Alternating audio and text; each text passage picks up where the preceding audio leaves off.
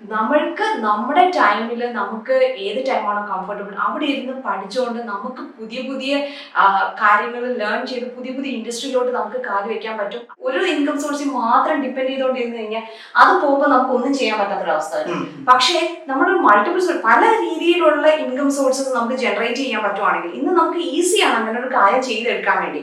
So അങ്ങനെ ഒരു കാര്യം നമുക്ക് വരുവാണെന്നുണ്ടെങ്കിൽ എന്ത് ചെയ്യും, പല രീതിയിലുള്ള ഇൻകം സോഴ്സസ് നമുക്ക് വരും. അപ്പൊ ഒന്ന് നമുക്ക് എന്തെങ്കിലും ഒരു ബുദ്ധിമുട്ട് വന്നാൽ വേറൊരു ഇൻകം സോഴ്സിലൂടെ നമുക്ക് ജനറേറ്റ് ചെയ്യാൻ പറ്റും ഇൻകം. നമ്മളെടുക്കുന്ന ടെൻഷന്റെയും നമ്മളെടുക്കുന്ന എഫർട്ട് വിഷമത്തിന്റെ എല്ലാം എന്താണ് പറയാ, അതിന്റെ ഒരു സന്തോഷം എനിക്ക് കിട്ടുന്ന റിസൾട്ട് നമുക്ക് കാണുമ്പോഴേ അതൊരു പ്രോസസ്സാണ് ശരിക്കും പറഞ്ഞു കഴിഞ്ഞാൽ. അത് നമ്മൾ ഓരോന്നും കാര്യങ്ങൾക്കാരെ പുതിയ പുതിയ കാര്യങ്ങൾ നമ്മൾ ചെയ്ത് നോക്കില്ല, അതിൽ നിന്ന് റിസൾട്ട് ഉണ്ടാകുമ്പോഴത്തേക്ക് അവർക്ക് നല്ലൊരു ലീഡ് ജനറേറ്റ് ചെയ്ത് അത് കൺവേർഷൻ ആവുന്നു. അങ്ങനെയൊക്കെ കാണുമ്പോൾ തന്നെ നമുക്കൊരു സന്തോഷമാണ്. അപ്പം അത് ആ ഒരു രീതിയിലാണ് ശരിക്കും നമ്മുടെ ബിസിനസ് പോകുന്നത്. അപ്പൊ അത് ഒരുപാട് ആളുകൾ ഇപ്പൊ ബ്ലോഗിങ്ങിൽ എങ്ങനെ സക്സസ്ഫുൾ ആവുന്നൊക്കെ എന്നോട് ചോദിക്കാറുണ്ട്.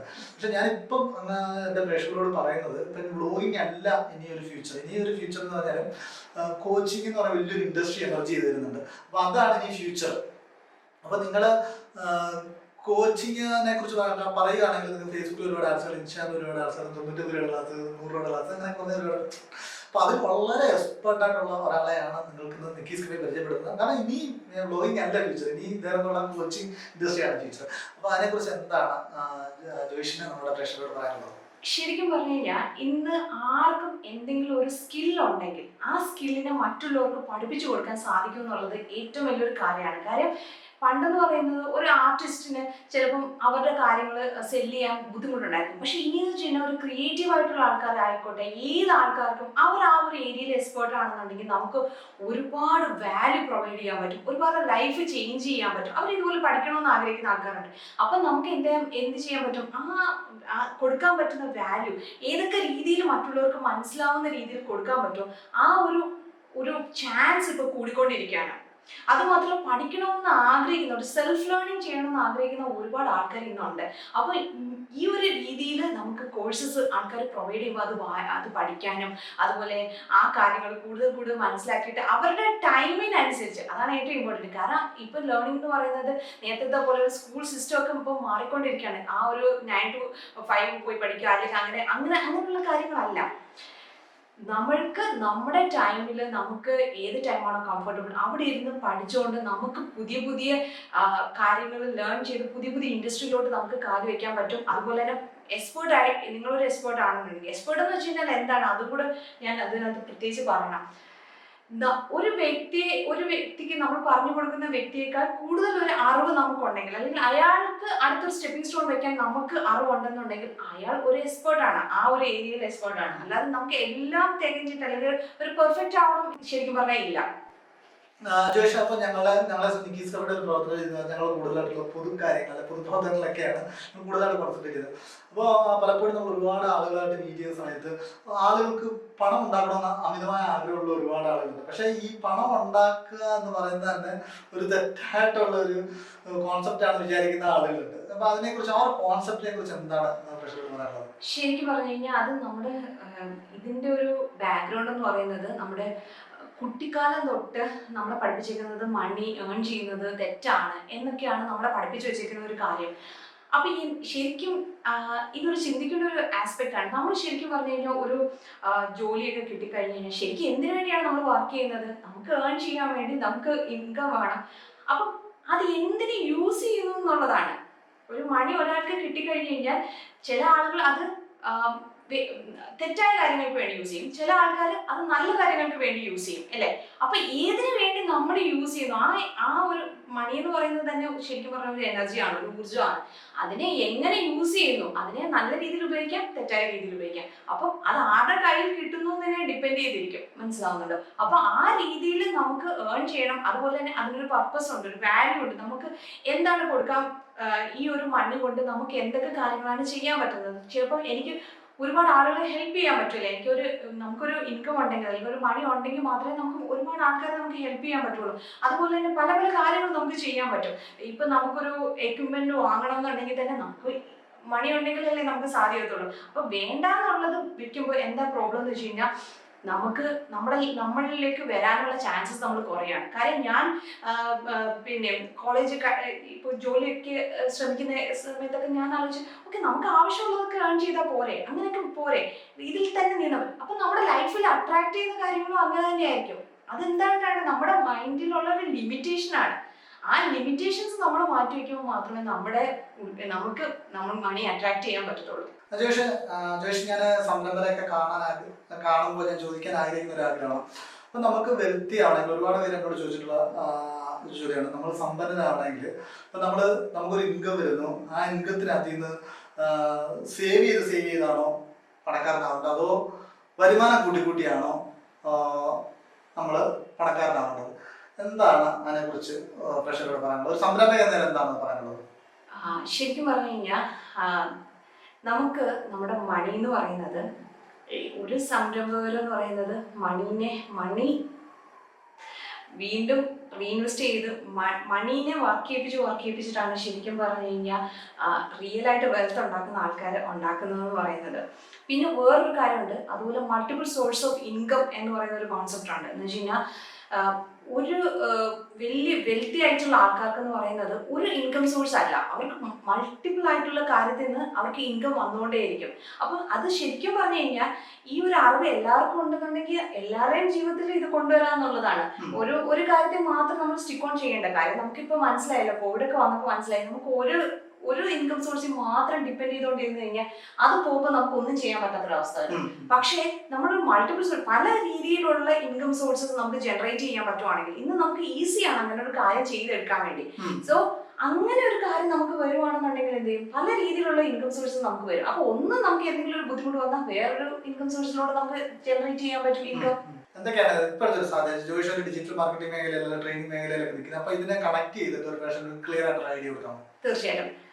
കാര്യം അത് നമ്മൾ മനസ്സിലാക്കേണ്ട ഒരു കാര്യമാണ്. പല ആളുകളും ഇൻകം സോഴ്സ് എങ്ങനെ ഉണ്ടാക്കണ്ടേ എന്ന് ചിന്തിക്കുന്ന ആൾക്കാരുണ്ട്. പക്ഷേ അതിനുവേണ്ടി എന്ത് സ്കിൽസ് നമുക്ക് നേടിയെടുക്കാൻ പറ്റും എന്നുള്ളത് ഇമ്പോർട്ടൻ്റ് ആണ്. നമ്മുടെ സ്കിൽസ് അതാണ് ഏറ്റവും ഇമ്പോർട്ടൻ്റ് ആയിട്ടുള്ളത്. എന്ത് സ്കിൽസ് നമുക്ക് നേടിയെടുക്കാൻ പറ്റും ഈ ഇൻകം സോഴ്സസ് ഉണ്ടാക്കാൻ വേണ്ടി? അപ്പം നിങ്ങൾക്ക് എന്തൊക്കെ, ഇപ്പോൾ ഫോർ എക്സാമ്പിൾ അതിൽ ആദ്യം വേണ്ട ഒരു സ്കിൽ എന്ന് പറയുന്നത്, ഞാൻ പറയാം, എനിക്ക് ഇത്രയും ബിസിനസ് ചെയ്തപ്പോൾ മനസ്സിലായ ഒരു കാര്യം, നമുക്ക് ആദ്യം വേണ്ടത് നമ്മുടെ മൈൻഡ് സെറ്റ് ഇതിനു വേണ്ടി ഒന്ന് പ്രിപ്പയർ ആവാന്നുള്ളതാണ്. മൈൻഡ് സെറ്റ് ആണ് ഏറ്റവും ഇമ്പോർട്ടൻ്റ് ആയിട്ടുള്ള കാര്യം. രണ്ടാമത്തെ കാര്യം, എല്ലാ മനുഷ്യനും അറിഞ്ഞിരിക്കേണ്ട ഒരു കാര്യം, എങ്ങനെയാണ് ഒരു കാര്യം നമ്മൾ ചെയ്യുന്നുണ്ടെങ്കിൽ അതിനെ ഒന്ന് മാർക്കറ്റ് ചെയ്യണം. എങ്ങനെയാണ് ഈ പ്രോഡക്റ്റ് മറ്റുള്ളവർ എങ്ങനെ അറിയുന്നത്? So marketing is very important. അപ്പൊ മാർക്കറ്റ് ചെയ്യാൻ അറിയണം, എന്നാലല്ലേ അറിയുള്ളൂ എനിക്ക് ഇങ്ങനെ ഒരു കാര്യം എന്റെ കയ്യിലുണ്ട് എന്നുള്ളത്. പിന്നെ വേറൊരു കാര്യം എന്ന് പറയുന്നത് സെയിൽസ്. ഇത് മൂന്നും ഇമ്പോർട്ടൻ്റ് ആണ്. അതാണ് ഒരു ബേസിക് ആയിട്ടുള്ള ഒരു ബിൽഡിംഗ് ബ്ലോക്ക് എന്ന് പറയുന്നത്. ഇത് മൂന്നുമാണ്. ഈ മൈൻഡ് സെറ്റിനെ ഒന്ന് കുറച്ചുകൂടെ എലാബറേറ്റ് ചെയ്ത് പറയാം. കാരണം ആളുകൾ പറയും മൈൻഡ് സെറ്റ് എന്ന് പറയുമ്പോൾ എന്താണ്, അതൊരു എംപ്ലോയി മൈൻഡ് സെറ്റ് ആണോ, എന്റർപ്രണർ മൈൻഡ് സെറ്റ് ആണോ, എന്താണ് മൈൻഡ് സെറ്റിനെ ഒന്ന് എക്സ്പ്ലെയിൻ ചെയ്യുന്നത്? അല്ല, എംപ്ലോയി ആയിരിക്കുന്ന ആൾ എന്നും എംപ്ലോയി ആയിട്ടിരുന്ന അതാണോ, എന്താണ് അത് എന്ന് വെച്ച് കഴിഞ്ഞാൽ ഇപ്പൊ ഒരു എംപ്ലോയി മൈൻഡ് സെറ്റ് എന്ന് പറയുന്നത് കാര്യം വെച്ച് കഴിഞ്ഞാൽ അവരുടെ ഒരു ചിന്ത എന്ന് വെച്ച് കഴിഞ്ഞാൽ ആ ഒരു കംഫർട്ട് സോൺ ഉണ്ട്. നമുക്ക് എംപ്ലോയി എന്ന് പറയുമ്പോഴത്തേക്ക് എല്ലാ മന്തും കറക്റ്റ് ആയിട്ട് നമുക്കൊരു ഇൻകം സോഴ്സ് വരുന്നുണ്ട്.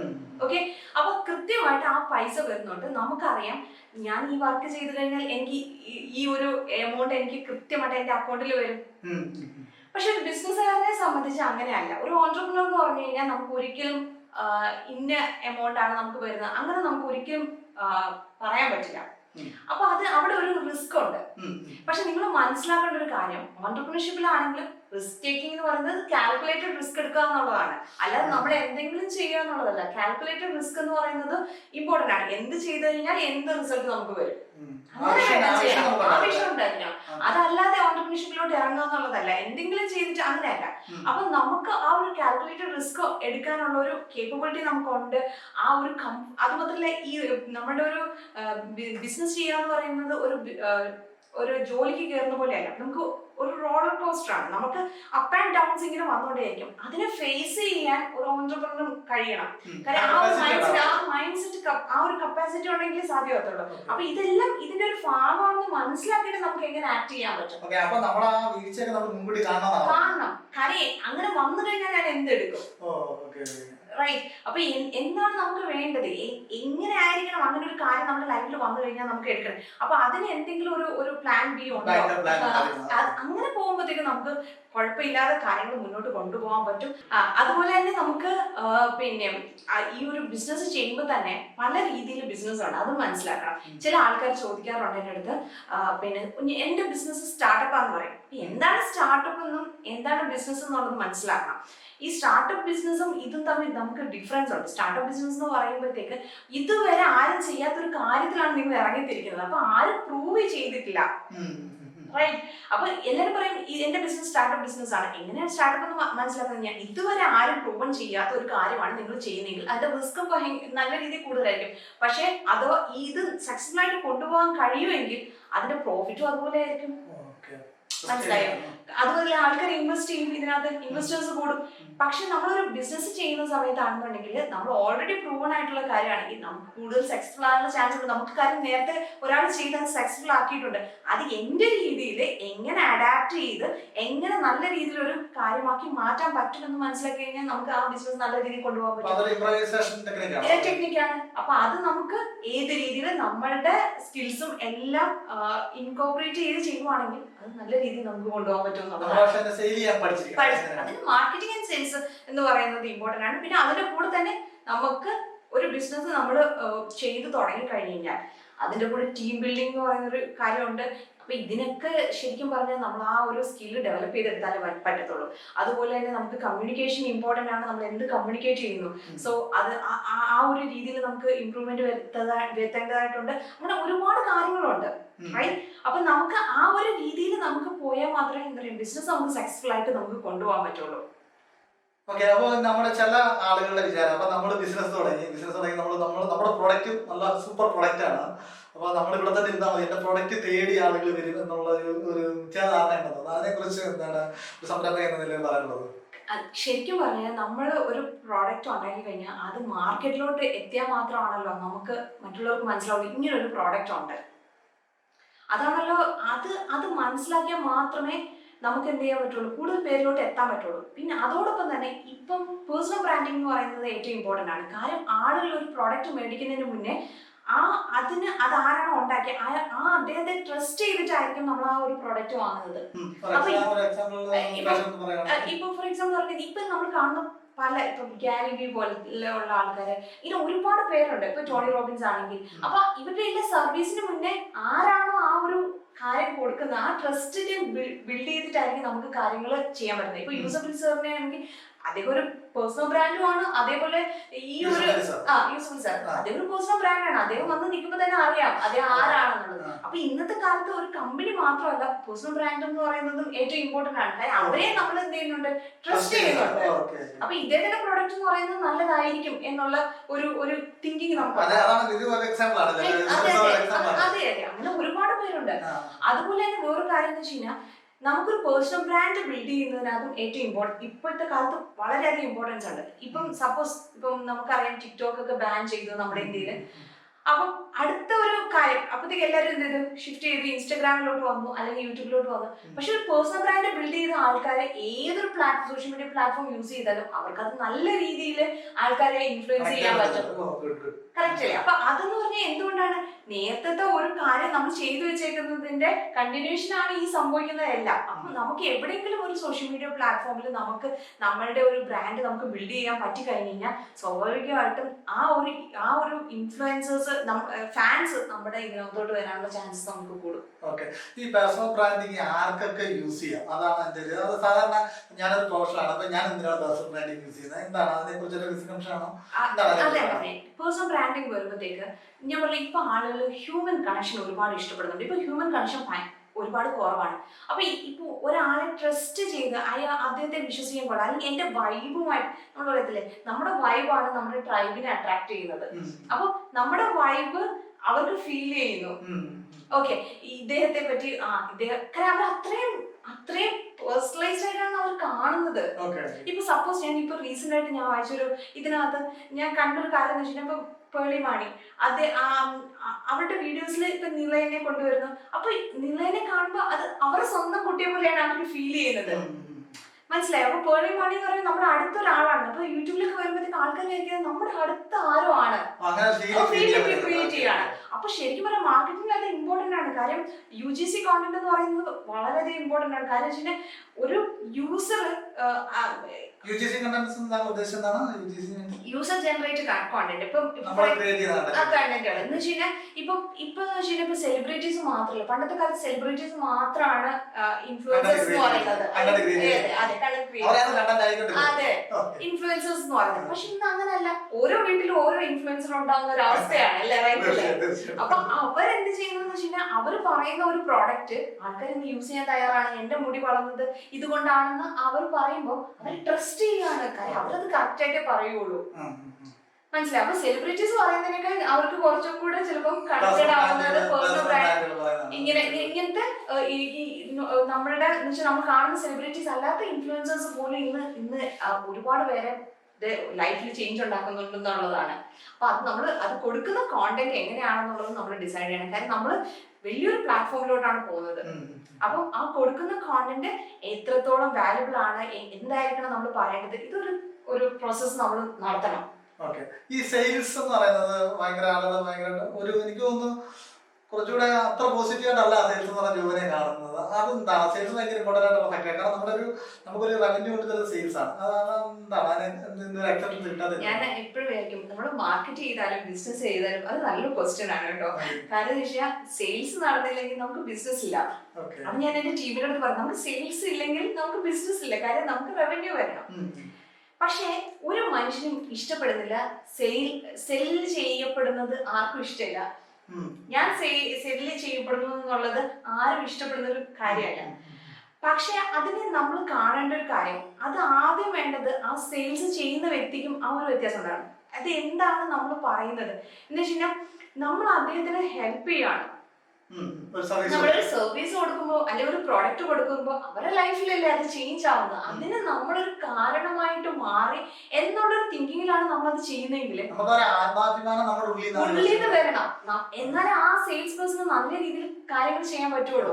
കോൺഫിഡൻസ്. അത് മാത്രമല്ല, ഒരാൾക്ക് ഒരു പ്രൊഡക്റ്റ് നമ്മൾ കൊടുക്കുന്ന സമയത്ത് അദ്ദേഹത്തിന് അത് ആവശ്യമില്ലെങ്കിൽ ഇത് പർച്ചേസ് ചെയ്യണ്ട എന്ന് പറയാനുള്ള ഒരു കോൺഫിഡൻസ് ശരിക്കും പറഞ്ഞാൽ ഒരു സെയിൽസ് പേഴ്സൺ ഉണ്ടായിരിക്കണം. ഇത് മേടിക്കണ്ട, ഇതല്ല നിങ്ങൾ മേടിക്കേണ്ട കാര്യം, ഇതിന് ഇന്ന കാര്യം ചെയ്യുന്നത്. ഇങ്ങനെ ഒരു ശരിക്കും പറഞ്ഞ ഒരു ഡോക്ടർ പ്രിസ്ക്രിപ്ഷൻ എഴുതുമ്പോൾ എങ്ങനെയായിരിക്കും എഴുതുന്നത്? ആദ്യത്തെ മനസ്സിലാക്കിയിട്ട് എന്തൊക്കെ കാര്യങ്ങൾ വേണ്ടേന്ന് പറഞ്ഞിട്ടല്ലേ കൊടുക്കുന്നത്. അതുപോലെ ഒരു സെയിൽസ് പേഴ്സൺ എന്ന് പറഞ്ഞാൽ ആ രീതിയിലായിരിക്കണം കൊടുക്കേണ്ടത്. അല്ല നമ്മുടെ കയ്യിൽ ഇന്ന പ്രോഡക്റ്റ് ഉണ്ട്, ഇത് ഞാൻ കൊടുക്കണം, അങ്ങനെയല്ല. അദ്ദേഹത്തിന് എന്താണോ ആവശ്യം അതിൽ ആ പ്രോഡക്റ്റിന് കറസ്പോണ്ടിങ് ആയിട്ടുള്ള എന്ത് കാര്യം മാറണം. അത് നമുക്ക് കൊടുക്കാൻ കഴിയണം. അത് മാത്രമല്ല അവർക്കൊരു വാല്യൂ ക്രിയേറ്റ് ചെയ്യാൻ കഴിയണം. കാര്യം അവരുടെ ഒരു പ്രോബ്ലത്തിന് നമുക്കൊരു സൊല്യൂഷൻ ഉണ്ട് എന്നുള്ളത് മനസ്സിലാക്കി ഒരു വാല്യൂ പ്രൊവൈഡ് ചെയ്യാൻ കഴിഞ്ഞു കഴിഞ്ഞാൽ നല്ലതാണ്. അതിന് നമുക്ക് അതുപോലെ വാല്യൂ ക്രിയേഷൻ എന്താണ് ഞാനിപ്പോ ഒരുപാട് യൂട്യൂബ് ഫേസ്ബുക്കിലൊക്കെ കാണാറുള്ളത് വാല്യൂ ക്രിയേഷൻ ഒരുപാട് കണ്ടന്റ് ക്രിയേറ്റേഴ്സ് അല്ലെങ്കിൽ കോച്ചസ് ഒക്കെ പറയുന്നത്. എന്താണ് വാല്യൂ ക്രിയേഷൻ അത് എങ്ങനെയാണ്? അതെ, വാല്യൂ ക്രിയേഷൻ എന്ന് പറയുന്നത് പലരും ചോദിക്കുന്ന ഒരു ചോദ്യമാണ്. കാര്യം എന്താണ് ഈ വാല്യൂ കൊടുക്കുന്നത്, എന്താണ് വാല്യൂ കൊടുക്കുന്നത്, എന്ത് കൊടുക്കാൻ ഞങ്ങൾക്ക് കഴിയും? സപ്പോസ് നമ്മളിപ്പം ഒരു ജേർണിയിൽ നമ്മൾ ഒരുപാട് കാര്യങ്ങൾ പഠിച്ചിട്ടുണ്ടാവും. ഒരു വാല്യൂ ക്രിയേഷൻ എവിടെ സംഭവിക്കുന്നതെന്ന് വെച്ച് കഴിഞ്ഞാൽ എന്റെ ജേർണിയിൽ ഞാൻ പഠിച്ച ചില കാര്യങ്ങൾ ഞാൻ അതിനകത്ത് ഒത്തിരി കാര്യങ്ങൾ ട്രയൽ ആൻഡ് എററിൽ ഒത്തിരി കാര്യങ്ങൾ പഠിച്ചിട്ടുണ്ടാവും. അപ്പൊ എനിക്ക് എന്റെ ആഗ്രഹം എന്ന് വെച്ച് കഴിഞ്ഞാൽ വേറൊരു വ്യക്തിക്ക് ആ ഒരു പ്രോബ്ലം ഉണ്ടാവരുത്. സോ അത് അവർക്ക് ഉണ്ടാവാൻ പാടില്ല. അപ്പൊ ഞാൻ എന്ത് ചെയ്യും? ഞാനത് പറഞ്ഞു കൊടുക്കും മറ്റുള്ളവർക്ക്, അല്ലെ? ഞാനത് പറഞ്ഞു കൊടുക്കും. കാരണം അവരുടെ ലൈഫിൽ ഇങ്ങനെ ഒരു കാര്യം വരാൻ പാടില്ല. അപ്പം എന്താ പറയുക, അവർക്ക് ആ ഒരു കാര്യം ചെയ്യാതെ അല്ലെങ്കിൽ അങ്ങനെ ഒരു അബദ്ധം പറ്റാതെ അവർക്ക് മുന്നോട്ട് പോകാൻ പറ്റും. അപ്പൊ ഈ ഒരു വാല്യൂ ക്രിയേഷൻ ഞാൻ എങ്ങനെയെങ്കിലും മറ്റുള്ളവരുടെ മുന്നിൽ എത്തിക്കണമല്ലോ. അപ്പം അതിന് പല പ്ലാറ്റ്ഫോംസ് നമുക്ക് യൂസ് ചെയ്യാം. ഇപ്പൊ യൂട്യൂബ് പോലുള്ള പ്ലാറ്റ്ഫോംസ് യൂസ് ചെയ്തുകൊണ്ട് നമുക്കത് പറഞ്ഞു കൊടുക്കാൻ പറ്റും. ഒത്തിരി കാര്യങ്ങൾ നമുക്ക് പറഞ്ഞു കൊടുക്കാൻ പറ്റും. അപ്പൊ അവരുടെ ജീവിതത്തിൽ ഒരു വാല്യൂ കിട്ടുവാണ്, നമ്മൾ വാല്യൂ പ്രൊവൈഡ് ചെയ്യാണ്. അങ്ങനെ ചെയ്യുമ്പോൾ അപ്പൊ ചില ആൾക്കാർ ചിന്തിക്കും, ഞാൻ അങ്ങനെ പറഞ്ഞു കൊടുത്തു കഴിഞ്ഞു കഴിഞ്ഞാൽ എല്ലാവരും ഇത് യൂസ് ചെയ്യില്ലേ? ഈ എനിക്കൊരു കഷ്ടപ്പെട്ട ലാഭം കിട്ടിക്കഴിഞ്ഞാൽ ഇത് നമ്മൾ വേറെ കൂടെ പറഞ്ഞാൽ വാല്യൂ ഇല്ലാതായി പോയില്ലേ? അല്ലെങ്കിൽ എന്റെ കയ്യിൽ നിന്ന് അത് പോയില്ലേ, നഷ്ടം. ഒരു കാര്യം മനസ്സിലാക്കേണ്ടത്, അത് ഏറ്റവും ഇമ്പോർട്ടൻറ്റ്, നമ്മൾ ഒരാൾക്ക് അത് കൊടുക്കും തോറും നമ്മുടെ ഉള്ളിൽ കൂടിക്കൊണ്ടിരിക്കുകയേ ഉള്ളൂ. ബിക്കോസ് നമ്മളിങ്ങനെ പറഞ്ഞു കൊടുക്കുന്ന സമയത്ത്, ഞാനിപ്പോൾ ട്രെയിനിങ് എടുക്കുന്ന സമയത്ത് ഒരുപാട് പേര് ഒരുപാട് ഡൗട്ട്സുകൾ നമ്മളടുത്ത് ചോദിക്കാറുണ്ട്. അപ്പൊ എന്താ, നമ്മൾ കൂടുതൽ കൂടുതൽ പഠിക്കും. അതിനെങ്ങനെയാണ് അവർക്ക് മനസ്സിലാവുന്ന പോലെ പറഞ്ഞു കൊടുക്കാൻ പറ്റും. ഇങ്ങനെ നമ്മൾ എന്ത് ചെയ്യും, കൂടുതൽ കൂടുതൽ നമ്മൾ വാല്യുബിൾ ആയിക്കൊണ്ടിരിക്കുകയാണ്. അതനുസരിച്ച് നമ്മൾ വാല്യുബിൾ ആവുന്നതനുസരിച്ച് നമുക്ക് ഇൻകം അല്ല റവന്യൂ കിട്ടിക്കൊണ്ടിരിക്കും. അതെ അതെ അതെ, നമുക്ക് ആ ഒരു ഇൻകം അത് എല്ലാം നമുക്ക്. സത്യം പറഞ്ഞു കഴിഞ്ഞാൽ ഒരു ഹണി ബീ ഹണി എടുത്തെന്ന് പറഞ്ഞ് ഹണി ബീ ഹണി ഉണ്ടാക്കാതിരിക്കുമോ? അത് ഉണ്ടാക്കിക്കൊണ്ടേയിരിക്കും. ആൾക്കാർ അത് എടുത്തോണ്ടേയിരിക്കും. പക്ഷെ അവരുണ്ടാക്കിക്കൊണ്ടിരിക്കും. അതാണ് അവരുടെ പ്രോസസ് എന്ന് പറയുന്നത്. അപ്പൊ നമ്മൾ ഒരു വാല്യൂ പ്രൊവൈഡർ ആണെങ്കിൽ നമ്മള് വാല്യൂ ക്രിയേഷൻ ചെയ്തുകൊണ്ടിരിക്കുമ്പോൾ തന്നെ ഒരുപാട് പേരുടെ ലൈഫിൽ അതൊരു ചേഞ്ച് ഉണ്ടാക്കുകയും ചെയ്യും. അറ്റ് ദ സെയിം ടൈം നമ്മുടെ ലൈഫിലും നമ്മൾ കൂടുതൽ വാല്യുബിൾ ആയിട്ട് മാറുകയും ചെയ്യും. മണി ജനറേറ്റ് ചെയ്യും. തീർച്ചയായിട്ടും. അതെ അതെ അതെ, തീർച്ചയായിട്ടും. ട്രെയിനിങ് ഇൻഡസ്ട്രിയിൽ ഏറ്റവും കൂടുതൽ കാര്യം, നമ്മൾ ഒരു കാര്യം നമ്മൾ പറഞ്ഞു കൊടുക്കുമ്പോൾ അല്ലെങ്കിൽ ഇങ്ങനെ കാര്യങ്ങൾ ചെയ്ത് മനസ്സിലാക്കി അവർക്ക് കൊടുക്കുമ്പോഴത്തേക്ക് അവർക്കൊരു വാല്യൂ പ്രൊവൈഡ് ചെയ്യണം. അതുകൊണ്ട് അവരൊരു റിസൾട്ട് ഉണ്ടാക്കുകയാണ്. ഓക്കെ, അപ്പൊ അതുവഴി നമുക്ക് എന്ത് ചെയ്യാം, നമുക്കും ഇൻകം ജനറേറ്റ് ചെയ്യാൻ പറ്റും, അതുപോലെ അവർക്കും ഇൻകം ജനറേറ്റ് ചെയ്യാൻ പറ്റും. അപ്പൊ എനിക്ക് അടുത്തായിട്ട് ചോദിക്കാനുള്ളത്, ഇപ്പൊ ഞാൻ ഒരുപാട് ട്രെയിനിങ് ഇൻഡസ്ട്രി, അപ്പൊ ഇതിനിടയ്ക്ക് ജോയിഷിനെ അറിയാത്ത ആളുകൾക്ക് ഒന്ന് പരിചയപ്പെടുത്താം. കാരണം എന്താ വെച്ചാൽ ജോയിഷ് എന്താണ് ചെയ്യുന്നത്, ബിസിനസിനെ കുറിച്ച് ഭയങ്കര സംസാരിക്കുന്നത് ആളുകളുടെ ഡൗട്ടാണ്. ബിസിനസിനെ കുറിച്ചൊക്കെ ഒരുപാട് സമയം ബിസിനസ് ട്രെയിനിങ് ഉണ്ട്, നിങ്ങൾ എന്തെങ്കിലും ബിസിനസ് ചെയ്യുന്ന ആളുകളാണ്, അങ്ങനെ ഒരു ചോദ്യം ചോദിക്കുന്നത്. അപ്പൊ ജോയിഷ് സംരംഭകയാണെങ്കിൽ ആ സംരംഭം എന്താണ്, ആ സംരംഭത്തിന്റെ പ്രത്യേകത എന്താണ്, എന്തൊക്കെയാണ് ചെയ്യുന്നതെന്ന് പ്രേക്ഷകരോട് പറയാം. തീർച്ചയായിട്ടും അതൊരു ചോദ്യമാണ്. കാര്യം ഞാൻ ട്രെയിനിങ് ഫീൽഡിൽ, എനിക്ക് ട്രെയിനിങ് എന്ന് പറയുന്നത് എൻ്റെ ഒരു പാഷനാണ്. കാര്യം ഞാൻ അത് എന്റെ പർപ്പസ് കണ്ടെത്തിയ സമയത്ത് എനിക്ക് മനസ്സിലായി. ഓക്കെ, അപ്പം അത് മാത്രമല്ല, എനിക്ക് ബിസിനസ് ഓണ്ടർപ്രണർഷിപ്പ് എന്ന് പറയുന്നത്, ബിസിനസ് ചെയ്യാന്നുള്ളതും എൻ്റെ ഒരു ഹൃദയത്തിൽ വളരെയധികം ആഗ്രഹമുള്ള ഒരു കാര്യമായിരുന്നു. അപ്പൊ ഞാൻ അതിന് ഒരുപാട് എഫേർട്ട് ഇട്ടിട്ടുണ്ട്. അങ്ങനെ ഒരുപാട് കാര്യം ചെയ്തു. അപ്പൊ എന്റെ മനസ്സിൽ ഒരു തിങ്കിങ് വന്നത്, ഞാനിപ്പോൾ ട്രെയിനിങ്ങിനെ പറ്റി പറയാം അല്ലെങ്കിൽ ഒരു ബിസിനസിനെ പറ്റി പറയുമ്പോൾ അവർ സ്വാഭാവികമായിട്ട് ചോദിക്കും, നിങ്ങൾ ബിസിനസ് ചെയ്തിട്ടാണോ ഈ ട്രെയിനിങ്സ് ഒക്കെ കൊടുക്കുന്നത് അല്ലെ? സ്വാഭാവികമായിട്ട് ചോദിക്കുന്നത് സക്സസ് ആയിട്ടാണോ എന്ന്. അപ്പം ഞാൻ വെച്ചാൽ ഓക്കെ, നമ്മൾ ചെയ്ത് നോക്കുമ്പോഴാണ് അതിന്റെ പെയിൻ പോയിന്റ്സും അതിന്റെ എങ്ങനെയാണ് ഇത് പോകുന്നതെന്ന് മനസ്സിലാവുന്നത്. അപ്പൊ നമ്മൾ ഓരോ കടമ്പകളും നമ്മളിങ്ങനെ കടന്നു പോകുന്നത്. അതുകൊണ്ടാണ് ഞാൻ ഐഡിയൽ വെർച്വൽ സൊല്യൂഷൻസ് എന്ന് പറയുന്ന ഒരു കമ്പനി സ്റ്റാർട്ട് ചെയ്യുന്നത്. അത് ക്രിയേറ്റീവ് ആയിട്ടുള്ള ഒരു ബിസിനസ് ആണ്. ക്രിയേറ്റീവ് എന്ന് പറയുമ്പോഴത്തേക്ക് മെയിൻ ആയിട്ട് നമ്മൾ social media marketing, content writing, content marketing, book launching service, ഇങ്ങനെയുള്ള കാര്യങ്ങളാണ് നമ്മൾ പ്രൊവൈഡ് ചെയ്യുന്നത്. സോ ഈ ഒരു സർവീസസ് നമ്മൾ ക്ലയൻസിന് പ്രൊവൈഡ് ചെയ്യും. അങ്ങനെ ചെയ്യുന്ന സമയത്ത് നമ്മൾ ഒരുപാട് ക്ലയൻസിനെ മീറ്റ് ചെയ്യും അല്ലേ? അപ്പൊ അവരിൽ നിന്ന് ഒരുപാട് കാര്യങ്ങൾ നമ്മൾ മനസ്സിലാക്കും, എന്തൊക്കെ കാര്യങ്ങൾ ചെയ്യണം, അങ്ങനെയുള്ള കാര്യങ്ങൾ മനസ്സിലാക്കും. അപ്പം അത് മാത്രമല്ല, അതുവഴി നമുക്ക് നമുക്കൊരു ഔട്ട്പുട്ട്, എന്നെ സംബന്ധിച്ച് ഔട്ട്പുട്ട് എന്ന് പറയുന്നത് ഏറ്റവും ഇമ്പോർട്ടൻറ്റ്, റിസൾട്ട് ഉണ്ടാക്കി കൊടുക്കുക. വെറുതെ ഒരു ബിസിനസ് ചെയ്യാന്നുള്ളതല്ല. ഒരു ബിസിനസ് നമ്മൾ ഏറ്റെടുക്കുകയാണെങ്കിൽ ആ ബിസിനസ്സിലൊരു റിസൾട്ട് കാണണം. ആ റിസൾട്ടാണ് എനിക്ക് തോന്നുന്നു നമ്മുടെ ഹാപ്പിനെസ്. അത് പറയാതിരിക്കാൻ പറ്റില്ല. നമ്മുടെ ഹാപ്പിനെസ് എന്ന് പറയുന്നത് അവർക്ക് ആ ഒരു ഔട്ട്പുട്ട് കിട്ടുമ്പോഴത്തേക്ക് അവരുടെ ലൈഫിൽ അല്ലെങ്കിൽ അവർക്ക് ആ ഒരു ഇൻകം ജനറേറ്റ് ചെയ്യുമ്പോഴത്തേക്ക് നമ്മളെടുക്കുന്ന ടെൻഷന്റെയും നമ്മളെടുക്കുന്ന എഫർട്ട്, വിഷമത്തിന്റെ എല്ലാം എന്താണ് പറയാ, അതിന്റെ ഒരു സന്തോഷം എനിക്ക് കിട്ടുന്ന റിസൾട്ട് നമ്മൾ കാണുമ്പോഴേ അതൊരു പ്രോസസ്സാണ് ശരിക്കും പറഞ്ഞു കഴിഞ്ഞാൽ. അത് നമ്മൾ ഓരോന്ന് കാര്യങ്ങൾ പുതിയ പുതിയ കാര്യങ്ങൾ നമ്മൾ ചെയ്ത് നോക്കില്ല, അതിൽ നിന്ന് റിസൾട്ട് ഉണ്ടാകുമ്പോഴത്തേക്ക് അവർക്ക് നല്ലൊരു ലീഡ് ജനറേറ്റ് ചെയ്ത് അത് കൺവേർഷൻ ആവുന്നു. അങ്ങനെയൊക്കെ കാണുമ്പോൾ തന്നെ നമുക്കൊരു സന്തോഷമാണ്. അപ്പം അത് ആ ഒരു രീതിയിലാണ് ശരിക്കും നമ്മുടെ ബിസിനസ് പോകുന്നത്. അതുപോലെ തന്നെ നമ്മൾ ഒരുപാട് ബുക്കുകൾ പബ്ലിഷ് ചെയ്യാൻ, സെൽഫ് പബ്ലിഷിംഗ് ആണെങ്കിലും അതുപോലെ തന്നെ ട്രഡീഷണൽ പബ്ലിഷിംഗ് ആണെങ്കിലും ചെയ്യുന്നതിന് നമ്മൾ സപ്പോർട്ട് ചെയ്യുന്നുണ്ട്. ഒന്ന്, നമ്മളൊരു ബുക്ക് പബ്ലിഷ് ചെയ്യുകയാണെങ്കിലും അതിന് മുന്നേ നമ്മളത് ആരാണ് നമ്മളെ കണക്ട് ചെയ്തത്, ആ വ്യക്തിയെ പറ്റി നമ്മൾ പഠിക്കും. ഇത് റിലവന്റ് ആണോ? കാരണം ബുക്ക് എന്ന് പറയുന്നതിന് ഒരു വാല്യൂ ഉണ്ട്.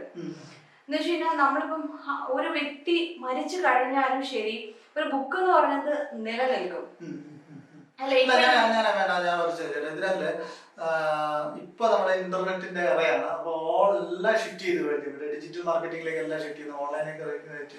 അപ്പൊ ഇതിന്റെ ഒരു സാധ്യത ഒരു ഡൗൺ ആണോ അപ്പാണ്? ഏതാണ് ബുക്ക് എന്ന് പറയുന്നത്? ഒരുപാട് പേര് ഇപ്പോഴും നമ്മള് ബുക്ക് എടുത്ത് ഇഷ്ടം പോലെ. കാരണം എന്താ വെച്ചാൽ നമ്മൾ ബുക്കൊക്കെ പബ്ലിഷ് ചെയ്തിട്ട് ഒരു 3 months 4 months തന്നെ സെല്ലിംഗ് എന്ന് പറഞ്ഞാൽ ആ രീതിയിൽ പോകുന്നുണ്ട്. അവരൊന്നും വലിയ ഓതേഴ്സ് ആയിട്ട് നേരത്തെ എസ്റ്റാബ്ലിഷ്ഡ് ആൾക്കാരൊന്നും അല്ല. പക്ഷേ അവരുടെ ബുക്കിന്റെ ക്വാളിറ്റി കൊണ്ടും അതിലെ കോണ്ടന്റ് കൊണ്ടുമാണ് ആൾക്കാർ അത് പർച്ചേസ് ചെയ്യുന്നത്. പിന്നെ അതിന് മാത്രമല്ല, പിന്നെ വേറൊരു കാര്യമുണ്ട്, നമ്മുടെ ബുക്കിനെ ഒരു ഹാർഡ് ഫോമിൽ മാത്രം ഒതുക്കേണ്ട ആവശ്യമില്ല. ഇന്നിപ്പോ കിൻഡിൽ ഉണ്ട്, അങ്ങനെ പല രീതിയിൽ നമുക്ക് പബ്ലിഷ് ചെയ്യാനുള്ള ഓപ്ഷൻസ് ഇപ്പൊ നമുക്ക് അവൈലബിൾ ആണ്. അപ്പൊ ആ രീതിയിലൊക്കെ ഇവർക്ക് ചെയ്യാൻ പറ്റും എന്നുള്ളതാണ്. അപ്പോ ശരിക്കും പറഞ്ഞു കഴിഞ്ഞാൽ എഴുതാൻ ആഗ്രഹിക്കുന്ന ആൾക്കാര് അവരുടെ ചിന്തകളാണെങ്കിലും അതൊക്കെ എന്നാലേ ആൾക്കാരെ ഇൻഫ്ലുവൻസ് ചെയ്യാൻ പറ്റുള്ളൂ. എനിക്ക് പറയാനുള്ള കാര്യങ്ങൾ മറ്റുള്ളവരെ അറിയിക്കണമല്ലോ. അതിന് ബുക്ക് എന്ന് പറയുന്നത് ഒരു വാല്യുബിൾ ആയിട്ടുള്ള ഒരു കാര്യമാണ്. നമുക്ക് പ്രൊവൈഡ് ചെയ്യാൻ പറ്റുന്ന ഏറ്റവും വലിയൊരു കാര്യമായിട്ടാണ് ഞാൻ കാണുന്നത്. കാര്യം അത് മാത്രമല്ല, ജനറേഷൻ ടു ജനറേഷൻ ഇൻകവും അതുപോലെ തന്നെ generation to generation income royalty base ചെയ്തിട്ടും അല്ലാതെയും ഒക്കെ നമുക്ക് ചെയ്യാൻ പറ്റുന്ന ഒരു കാര്യം കൂടിയാണ് ബുക്ക് എന്ന് പറയുന്നത്. ബുക്കിന് അത്രയും വാല്യൂ ഉണ്ട്. പക്ഷെ ബുക്ക് ചെയ്യുന്ന ആൾക്കാർ, ഒരു കാര്യം കൂടി ഞാൻ ആഡ് ചെയ്യുന്നത് ഇതുവരെ എങ്ങും പറഞ്ഞിട്ടില്ല, ബുക്ക് ചെയ്യുന്ന ആൾക്കാരിൽ ഏറ്റവും കൂടുതൽ ആൾക്കാർ ഫേസ് ചെയ്യുന്ന പ്രോബ്ലം എന്ന് വെച്ച് കഴിഞ്ഞാൽ അതെങ്ങനെ സെല് ചെയ്യണമെന്ന് അറിയില്ല. ഇത് ആൾക്കാരിലോട്ട് എത്തണ്ട. എല്ലാവരും ഇതൊരു ബുക്ക് പബ്ലിഷ് ചെയ്യും, അവരുടെ ബുക്ക് വാല്യുബിൾ ആയിരിക്കും, പക്ഷെ അത് എങ്ങനെ മറ്റുള്ളവരിൽ എത്തിക്കണം എന്ന് അവർക്ക് അറിയില്ല.